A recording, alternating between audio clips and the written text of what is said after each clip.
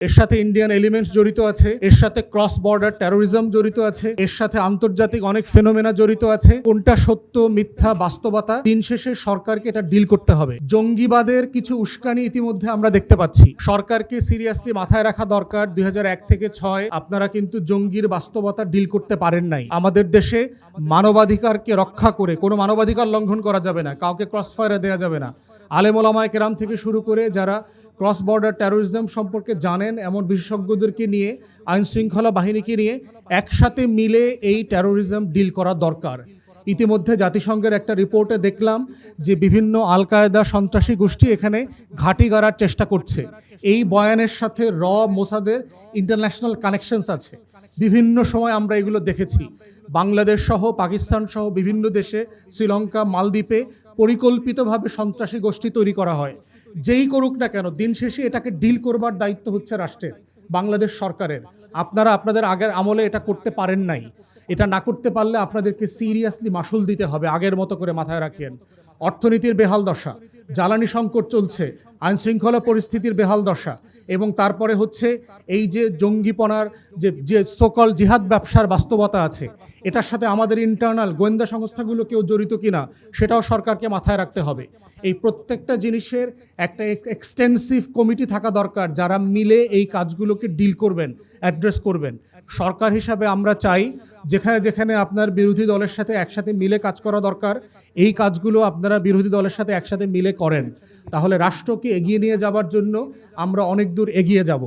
আমাদের ফাইনাল কথা হচ্ছে যে বাংলাদেশ রাষ্ট্রকে পুনর্গঠন করবার যে দায় দরদ, যেই কমিটমেন্ট, যেই প্লেজ গণ অভ্যুত্থান আমাদেরকে দিয়েছে, যেই বিচার সংস্কার করবার, তার প্রত্যেকটা কাজ সবাই মিলেই করতে হবে। আমাদের কাছে সমাধান থাকতে পারে, কিন্তু ক্ষমতা কিন্তু সরকারের কাছে, মাথায় রাখতে হবে। মাননীয় প্রধানমন্ত্রী, এটা আপনাকে ডিল করতে হবে। বিরোধী দল জ্বালানি সংকট মিটানোর জন্য রোডম্যাপ দিতে পারবে, কিন্তু বাস্তবায়ন বিরোধী দলগুলো করতে পারবে না, সেটা আপনাকেই করতে হবে।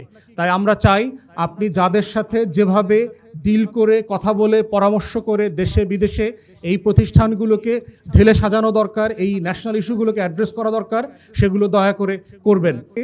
বিচার বিভাগকে স্বাধীনতা দেয়া, তারপরে হচ্ছে মানে নিম্ন আদালত যারা আছে তাদেরকে স্বাধীনভাবে কাজ করতে দেয়া, তাদের ট্রান্সফার, প্রমোশন, এগুলোকে ম্যানেজ করার দায়িত্ব সুপ্রিম কোর্টকে দেবেন, এবং সুপ্রিম কোর্টের বিচারপতিদেরকে একটা নীতিমালার ভিত্তিতে অ্যাপয়েন্ট করা হবেন। আপনারা জানেন অন্তর্বর্তীকালীন সরকার সুপ্রিম কোর্টে একটা সচিবালয় করেছে, জাজ অ্যাপয়েন্টমেন্টের জন্য নীতিমালা করেছে, যার কোনোটাই পার্লামেন্টে বিএনপি সরকার র্যাটিফাই করে নাই। সচিবালয় শাটডাউন করে দিয়েছে, তাদেরকে মন্ত্রণালয়ে নিয়ে আসছে। তাহলে একদম পুরাতন আমলে নিয়ে গেছে। অ্যাগেইন 31 দফার লঙ্ঘন হয়েছে। বিএনপির 31 দফায় ছিল যে প্রশাসনে রদবদল, ট্রান্সফার, প্রমোশন সব কিছুতে তারা নিয়ম, নীতি, মেধা, যোগ্যতার ভিত্তিতে করবেন। আপনারা জানেন ইতিমধ্যেই প্রশাসনের বিভিন্ন জায়গায়, সচিবালয়ে, পুলিশে, বিভিন্ন জায়গাতে যে পদায়ন হচ্ছে, তার অ্যাবসলিউটলি সব কিছু তারা দলীয় বিবেচনায় করছেন, ইনক্লুডিং তাদের 31 দফা আলাদা করে বলা ছিল নির্বাচন কমিশনকে স্বাধীনভাবে কাজ করতে দেওয়ার জন্য যা যা করতে দেওয়া দরকার সেগুলো করতে দিবেন। কিন্তু আমরা দেখলাম 2018 থেকে যে সকল আমলারা বিএনপির সাথে অ্যাক্টিভলি রাজনীতি করেছেন, তাদেরকে শুধু চুক্তিভিত্তিক অ্যাপয়েন্টমেন্ট দেওয়া হয় নাই, তাদেরকে ওয়াদার বরখেলাফ করে ক্রিটিক্যাল রাষ্ট্রীয় প্রতিষ্ঠানে দায়িত্ব দেওয়া হয়েছে। নির্বাচন কমিশনে একজন সাবেক উপসচিবকে অতিরিক্ত সচিব পর্যায়ে চুক্তিভিত্তিক দায়িত্ব দেওয়া হয়েছে, এবং যিনি 18 সাল থেকে বিএনপির রাজনীতির সাথে অ্যাক্টিভলি কাজ করছেন। তারপরে হচ্ছে এই যে প্রত্যেকটা জিনিস বলছি, এর মধ্য দিয়ে যেটা বলা হচ্ছে যে রাষ্ট্রকে ঢেলে সাজানোর যে ওয়াদা ছিল, আপনি সুশাসন দিবেন, জবাবদিহিতা তৈরি করবেন, তাহলে সেটা কিভাবে হবে?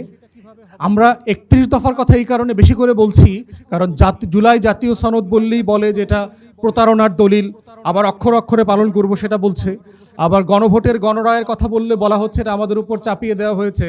তাই আমরা জাতিকে 31 দফার কথা মনে করিয়ে দিচ্ছি, যেটা বিএনপির ডকুমেন্ট, বিএনপির নেতারা ওয়াদা করেছে, কিন্তু তারা এখন এই 6 মাসের ভিতর এটা বরখেলাপ করেছে। বিএনপির 31 দফাতে আছে মানবাধিকার রক্ষার জন্য যা যা করণীয়, যে সকল আইন করতে হবে, কালাকানুন বাতিল করতে হবে, তার সব কিছু তারা করবে। কিন্তু আপনারা দেখেন অন্তর্বর্তীকালীন সরকারের সময় গুম প্রতিরোধ আইন এবং মানবাধিকার কমিশনের গঠনের আইন যেটা করা হয়েছিল তারা সেটা র্যাটিফাই করে নাই। নতুন যে আইন প্রস্তাব করেছে এইটা আওয়ামী লীগের শুধু 2009 সালের আইন না, তার থেকেও কোনো কোনো অংশে খারাপ। এক্সাম্পল দেয় আপনার, আইন শৃঙ্খলা বাহিনীর সদস্যদের যাদের বিরুদ্ধে গুমের অভিযোগ আসবে, যদি বাদী সেটা প্রমাণ করতে না পারে, তাহলে যিনি অভিযোগ করেছেন মানে যার পরিবার গুম হয়েছে তাকে 5 বছরের সাজা দেওয়া যাবে। তাহলে আপনি চিন্তা করে দেখেন তো, ধরেন আমার বাবা ভাই কেউ গুম হয়েছে, আমি এটা প্রমাণ করতে পারলাম না, কারণ আপনি জানেন যে এটার কোনো প্রমাণ নাই। তো এই যে আপনার মংলায় বাগেরহাটে একজন ব্যক্তিকে যে গুম করলো এপ্রিল মাসে এবং তাকে মেরে ফেলছে বলে আমরা মানে বিশ্বস্ত সূত্রের ভিতর থেকে খবর পেয়েছি, সরকার স্বীকার করে না যদিও। এই মানুষটার পরিবার এখন কিভাবে প্রমাণ করবে যে পুলিশ গুম করেছে? এখন যদি সে বাদী হয়ে মামলা করতে যায়, সে চিন্তা করে যদি আমি প্রমাণ করতে না পারি তাহলে আমার 5 বছরের জেল হবে। এখন আপনি চিন্তা করেন তো, এইটা মাথায় রেখে কোনো বিবাদী, কোনো বাদী কি আসলে সরকারের বিরুদ্ধে, পুলিশের বিরুদ্ধে, র্যাবের বিরুদ্ধে, সেনাবাহিনী, বিজিবির বিরুদ্ধে মামলা করতে চাইবে? এবং আপনি তদন্তের ব্যাপারে যেই আইন শৃঙ্খলা বাহিনী সদস্যদের বিরুদ্ধে আপনি অভিযোগ করছেন তারা গুম করেছে, তাদেরকে আবার দায়িত্ব দেওয়া হয়েছে তার তদন্তের ব্যাপারে। এর আগের আইনে কিন্তু বলা ছিল যে মানবাধিকার কমিশনের নিজস্ব তদন্ত কর্মকর্তা থাকবেন, তারা দেখবেন যে আসলে এইটা কারা কারা কোন জায়গায় দায়ী। সেই কাজগুলো মানবাধিকার কমিশনের যে আইন করবার কথা ছিল, সরকার দাবি করেছিল ভালো আইন করবে। ভালো আইন তো দূরের কথা, 2009-এর আওয়ামী আইনের থেকেও খারাপ জায়গায় আমাদেরকে নিয়ে গেছে। তাহলে অ্যাগেইন বিএনপি তার 31 দফার তার যে জাতীয় ওয়াদা ছিল সেই ওয়াদার সাথে বরখেলাপ করেছে। জ্বালানি খাতের ব্যাপারে দেখেন, বলা ছিল জ্বালানি খাতকে নীতিমালার ভিত্তিতে প্রাইভেটাইজেশন করবে। এখন দেখেন কিসের ভিত্তিতে প্রাইভেটাইজ করছেন।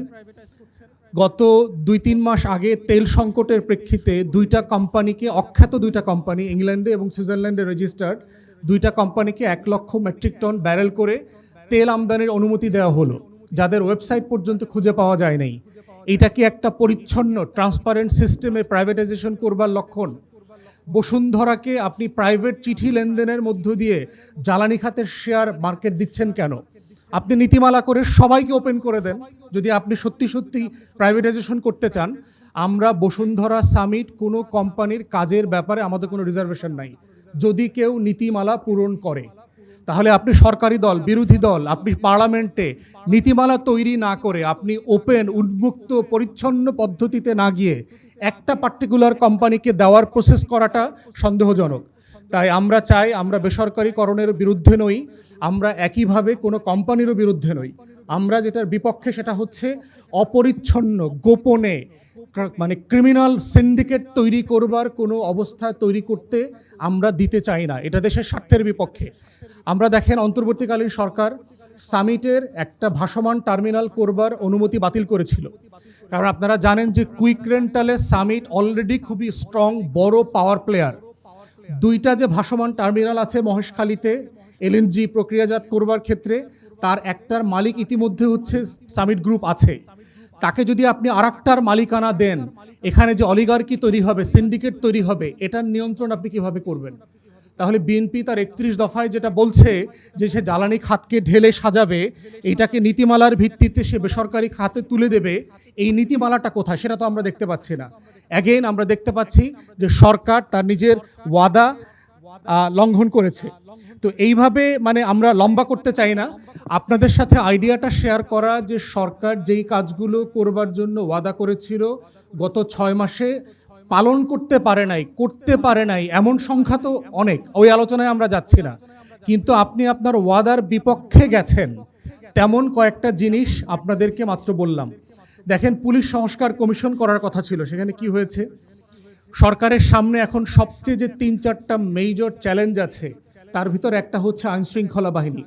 পুলিশের নিজস্ব রিপোর্ট মোতাবেক গত মাস পর্যন্ত প্রায় 1750 খুন হয়েছে। গত 6 মাসে 1750 খুন হয়েছে। প্রশ্ন হচ্ছে, এটার জন্য বিএনপিকে আমরা দায়ী করছি না, যদিও বিএনপির আভ্যন্তরীণ কোন্দলেও 200-250-300 লোক খুন হয়েছে, কিন্তু এইটাকে ম্যানেজ করার দায়িত্ব, আইন শৃঙ্খলা বাহিনী কিভাবে ঢেলে সাজাচ্ছে, তারা কাজ করছে কিনা, সেটার দায়িত্ব তো সরকারের। আপনারা সেটার জন্য কি করছেন সেটার ব্যাপারে তো আমরা কোনো উদ্যোগ দেখতে পাচ্ছি না। বাংলাদেশে যে একজন স্বরাষ্ট্রমন্ত্রী আছেন, সেই মানুষটাকে আমরা বিজ্ঞ সংসদ সাংসদ হিসাবে সংসদে যখন দেখি আর মিনিস্ট্রিতে ওনাকে তো আমরা মিলাইতে পারছি না তো যে আসলে কোনো মন্ত্রী আদৌ আছেন কিনা। তো সরকারের সামনে এটা খুব সিরিয়াস চ্যালেঞ্জ।